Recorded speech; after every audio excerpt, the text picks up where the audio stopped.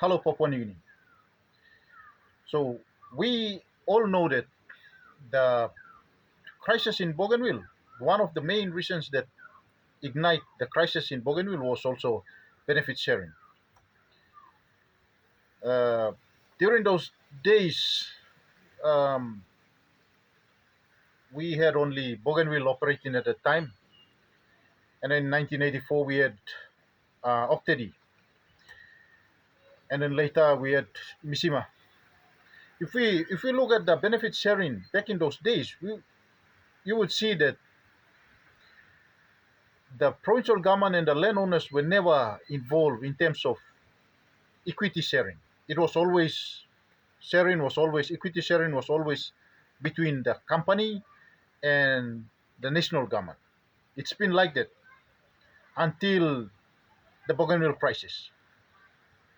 So after the Bougainville crisis, we saw that things were different. Now we can see that the provincial government also has a say, and and the landowners also have a say. So we look at Octedy, we look at um, today we look at Panguna. Panguna, the operation is not yet, but we can already see that today the people of Bougainville they own the mine 100%, and it's up to them how they deal with it. If they wanna develop it, if they wanna bring in a company to operate, it's up to them. But it is after that crisis that things have changed. We have seen that the resource owners are recognized, the land owners are recognized, the provincial governments are recognized.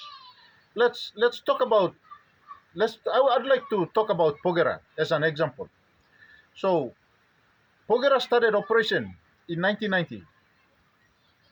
In 1990, the equity arrangement, share arrangement was 10% the national government and 90% was shared among the partners, company partners.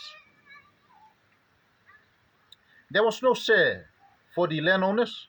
There was no share for the provincial government. And back in those days, there were no such thing as royalties. However, the provincial government and the landowners, they have a special arrangement where they are sort of beneficiaries to the 10% that the government owned, national government owned. In 2020, things changed. The mining license expired in 2020, and during the time, the Marape government did not allow them to renew the license because the government wanted to negotiate for better deals.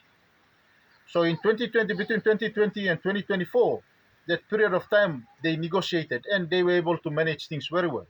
So today we see the provincial government has 5% share. The people of Enga province, the landowners, they have 10% share. And the government also, national government also has a share. And the 49% is shared among the two companies that two owners that runs the mine. I think it's Barrick and one of the Chinese company.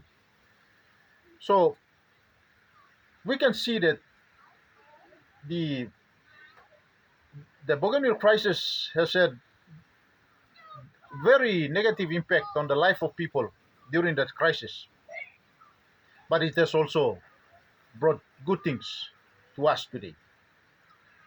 So we can see that today the government sees the importance of involving um, landowners and provincial governments in decision making. If we look at things today, how we operate,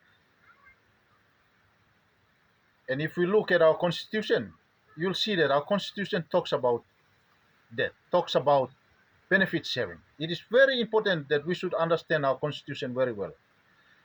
Yet, our constitution has been misinterpreted Every time people make reforms, they misinterpret our constitution. And that is the problem. Misinterpretation of the constitution has been causing a lot of problems to us. I hope today, moving forward, our government will continue to maintain that approach to recognize its people and making sure that the people also have a say in decision making.